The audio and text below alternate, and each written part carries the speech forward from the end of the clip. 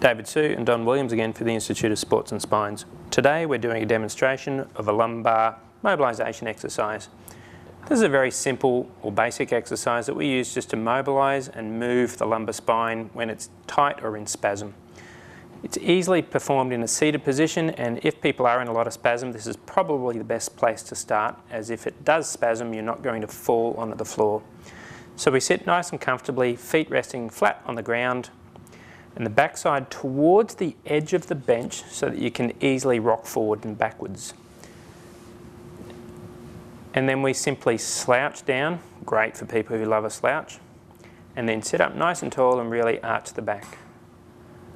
And then just slowly repeat for about a minute. Gently push the exercise, but don't force the stretch or mobilisation. If you force it too much, it can cause pain.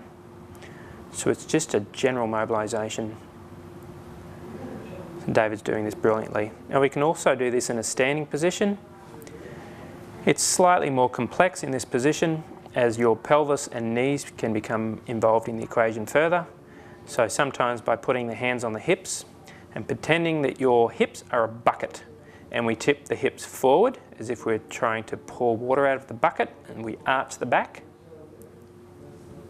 And we rock the other way, and then back again. Really try and accentuate that bucket movement with the hips. So as you arch up straight, tip the bucket forward, and then arch back.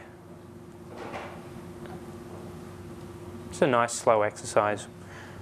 That concludes our demonstration of a lumbar mobilisation exercise.